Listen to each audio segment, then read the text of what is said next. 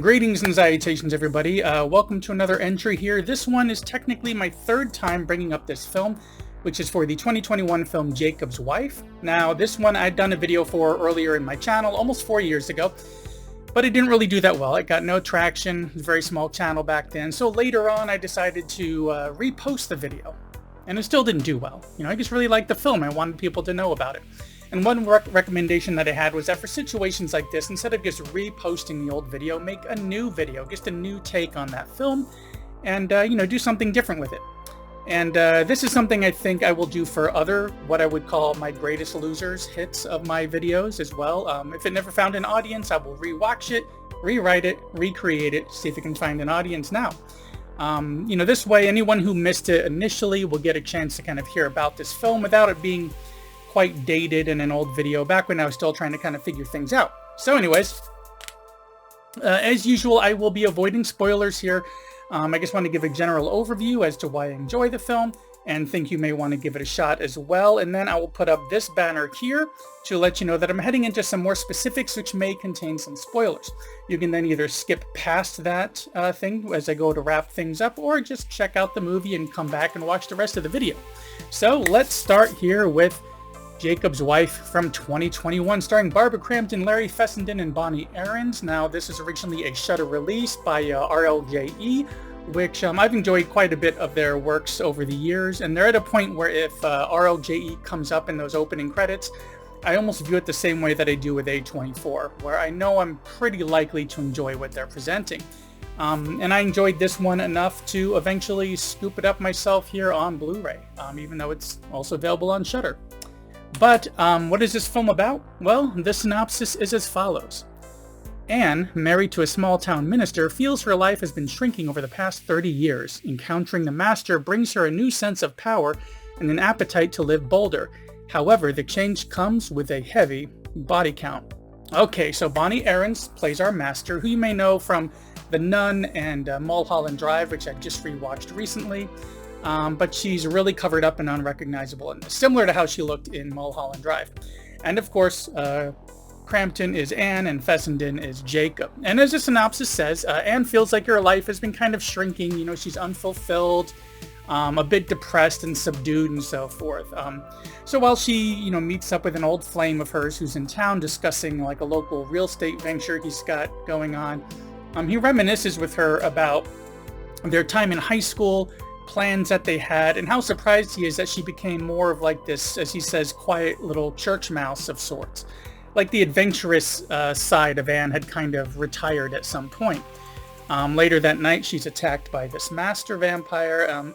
She starts to change into a vampire, and this change, takes a little bit, and it includes her having more strength. Her entire look changes. She feels more empowered, and she has this lust for blood. But the biggest part of that transformation for me, when it comes to this story, in my opinion, is her becoming empowered. Her coming out of her shell kind of sticks out more than the specific like vampire aspects. Seeing her, not just her looks change, but the entire way that she carries herself and even speaks, that she's really come out of that church mouse self of hers. So now for some info on Jakob. This one's tricky because, in my opinion, Jakob isn't abusive. He's just very inattentive to their situation and her unhappiness. This isn't a story about like an abusive partner who gets what's coming to them via this vampiric infection and transformation of their partner who they've been abusing. We've all seen it before. He's a nice guy, just a bit clueless. Us as the audience see what she's going through with some establishing shots. Something as simple as just checking herself out in the mirror, and it really speaks volumes in this setup. This is how she feels. They're obviously in a rut, but a rut that he seems to not mind.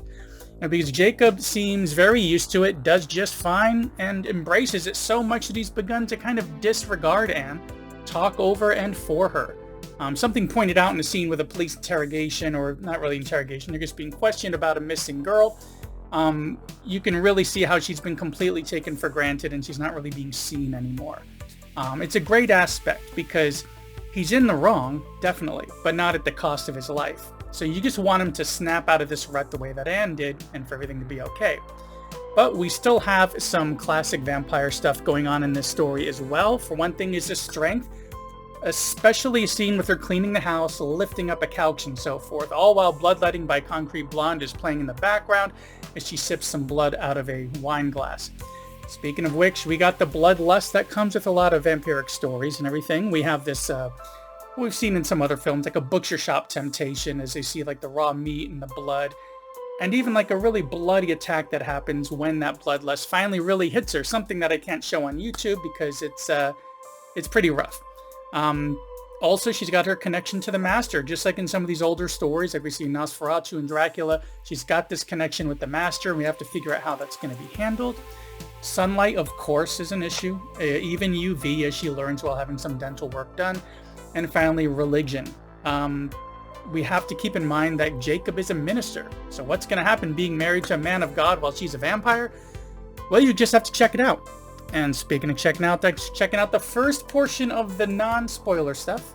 Jakob's Wife is available on Shudder and some other platforms, including paid rentals. So if it sounds interesting, check it out, come back, watch the rest of the video, or just fast forward to this time frame, and that'll be where we've kind of skipped the spoilery stuff. So now let's dive into just a little bit more detail. So here's your spoiler warning, which admittedly, this isn't going to be too spoilery. It's just there just in case.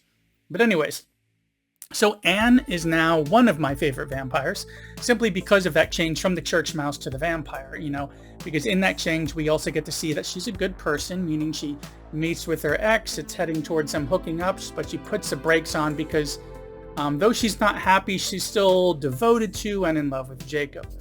Also, Jakob, as Jakob finds out, things don't really spiral out of control. You know, they are really trying to figure this out together, even to the point of discovering that some weed can help with the cravings for blood, or him using his position as a minister towards vanquishing evil, trying to take out this Master and hopefully saving her from it. I really thought that was a cool aspect, that he wasn't turned into this enemy right away.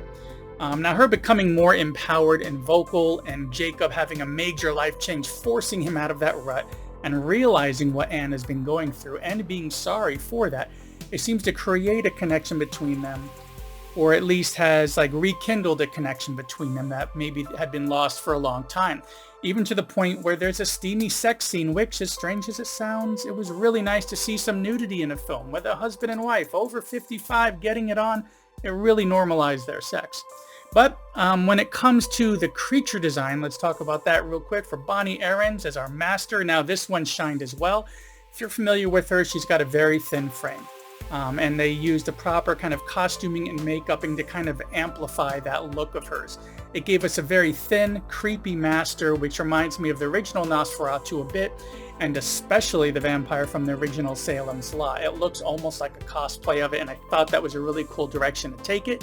Instead of having a very beautiful and romantic kind of vampire story, we have a dangerous one with a creepy old Master. And finally, let's touch on the ending, since that would definitely be under some of the spoiler stuff. After vanquishing the Master, I love that they left this one open. You know, will, like, literally ending shot, will Jakob stake Anne? Will Anne attack Jakob?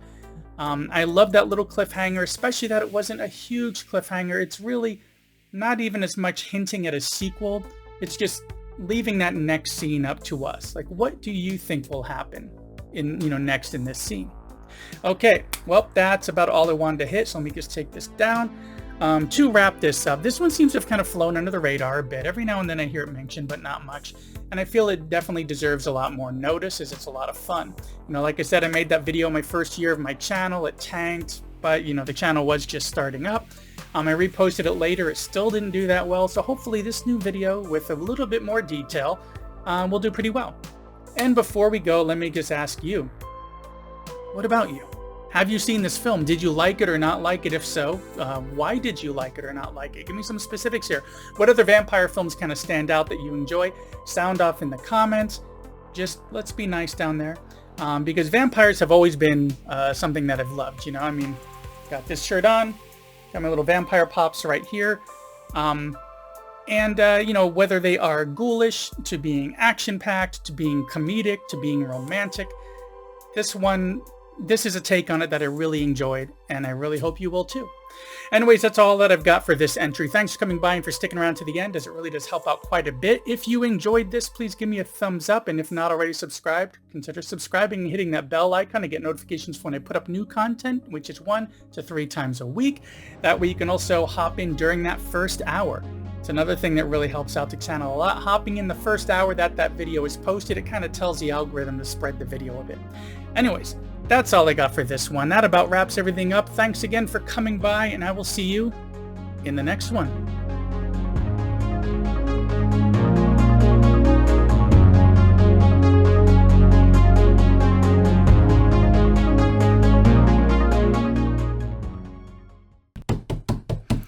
Greetings and salutations, everybody. I'm back with another movie review here. This time, of course, it's another Shudder exclusive, which I've been doing a lot of theirs because they've been putting up some really good content. This one is for Jakob's Wife from 2021, starring Barbara Crampton, Larry Fessenden, and Bonnie Aarons. This is a story about Anne, the wife of a small-town minister who's been feeling less and less connected with her husband, losing her sense of meaning in life, and losing a bit of herself as well. An encounter with a master vampire who attacks her sets her on a path of rediscovery of sorts in a pretty bloody way. Now, the Friday before this dropped on Shudder, I was actually reading about this film in an article in a Fangoria magazine, and it really put it on my radar as a must-see. It was really well written, and it really pulled me in, and I was definitely up for checking this one out. So as soon as it was on Shudder, checked it out the other night. Now, some items of note that really stuck out for me here is how the character of Anne is so subdued and disconnected. She's very quiet, unsure of herself, and her husband, played by Fessenden, is just kind of going through the motions in this marriage, like everything is fine. It's an interesting dynamic to see on screen because he's not super abusive or dominating, not in a way that we'd seen before in films where they really make somebody out to be this ultra bad guy that the woman needs to escape. It's really just them drifting apart. She still loves him. They still love each other. They have devotion to each other, but he's kind of ignoring the fact that she's obviously not happy. Just watching the opening for this movie, you can tell she's disconnected and she's got a lot of depression that's set in. She's kind of receding from the life. Now, you even see some scenes where, they're just discussing something and he's just talking over her, finishing her sentences, almost like I don't know, it's just really difficult to see. It's really cringeworthy. But they do a really great job of setting up those lives very early in the film, and very quickly, so that, when we get those points across quickly, it never felt rushed, though, somehow. So even before anything along the lines of vampirism comes up, it's an interesting story to watch. Now, the story, about the situation where, she runs into the master is set in motion when she's meeting an old flame who's in town to help with redeveloping some real estate at this old mill. They come across the master in the form of like this very Bram Stoker inspired way of like these crates that are being shipped to this mill filled with dirt and rats and all this kind of stuff. So, once bitten by the master, she's going through some changes, as one does when they're bitten by a vampire who pops out of crates shipped into an abandoned mill. Yes, we've all been in that situation before, but this film really does portray it well. So things, these changes in her cause her not just to crave blood, as we've seen in a lot of vampire movies, but also kind of claim her life back, or I guess technically death or undeath. Anyways, she's kind of demanding these changes that she's always wanted. It's given her this confidence to kind of open up and demand what she wants from life, and it really comes across great. Even small scenes such as her demanding to be taken out for the night when her husband comes home. She wants to go out for a night in town, wants to go out to dinner, or not cooking him breakfast in the morning like she'd always done. Just going right back into her own workout routine and just doing what she wants to do, being herself, because he's not feeding anything back into her. So while there is some physical transformation for Anne, this is really hit out of the park by how Barbara Crampton, in a way, in the way that she delivers her dialogue and the way that she carries herself. That's the biggest transformation that I've seen in a movie. Now, don't get me wrong, when she's all vamped out, there's this gruesome aspect of her, which is stunning and very reminiscent of Salem's Lot in those effects. But the change from subdued wife, wife being her title in a way, it's kind of her identity, and it's kind of sad. That's why the title is Jakob's Wife. She's kind of disassociated from being herself or being an independent woman. But anyways, the change from being that subdued wife to Anne herself, being herself as an individual with needs and desires, aside from bloodlust, is where this really shines the most and where it sticks out from a lot of other vampire films. Now you throw in some intense gore, such as heads being literally ripped off and steaks shoved through mouths and heads exploding and UV burning the skin. And I mean, it's out there in the greatest of ways. It all works. It's all shocking, and I love it.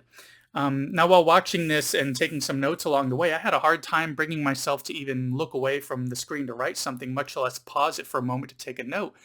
Because the next thing I know, the story was approaching the end. I was that wrapped up in it, kind of lost a sense of time in a way. So anyways, continuing on as we work through the story of her transformation, it also serves as a way to force some open dialogue between Anne and Jacob, which they hadn't been having in their marriage before. It's very satisfying to see a story like this put together. Especially nice to see a vampire movie which isn't filled with a bunch of 20-something-year-old Instagram models. I like seeing more real people in some of this. It's hard to explain, but I'll do another video about how I feel about that in horror some other time. Anyways, I also like the fact that the husband is negligent versus abusive, because if he was abusive, it's easy. Kill him, drink his blood, and move on. But since his character, Anne, still loves Jacob and is still devoted to him, and it's just his lack of attention and his lack of engaging with her, it's much more complex than just trying to kill somebody and move on. And I really like that aspect to it. So to round this out, we have a really haunting performance by Bonnie Aarons as the master. And I mean haunting, creepy, just intense and dangerous. All good things for a vampire story, in my opinion, at least. So here we are, closing in on the end of my review, and needless to say, with all of my glowing words and praise, I'm going to give this movie an A. Flat out, this one gets an A because of good story and characters. Everything moves along at a nice pace. We have some amazing gore thrown in there. And of course, some top tier performances, especially from Barbara Crampton, of which I'm going to be re-exploring some of the older works that I'd seen before, as well as catching up on ones that I've missed over the years. And I'm really looking forward to everything that she does going forward. But there we have it, Jacob's Wife, rating it an A. It's available on Shudder currently, so thanks for watching, and be sure to do the whole YouTube thing with like, comment, share, subscribe, hit that little bell icon. I think they use carrier pigeons now too, and Morse code out there. There's all sorts of stuff with the algorithms and all those little things here and there. Anyways, thank you for watching, and be sure to subscribe and all those things I said, and I will see you in the next one.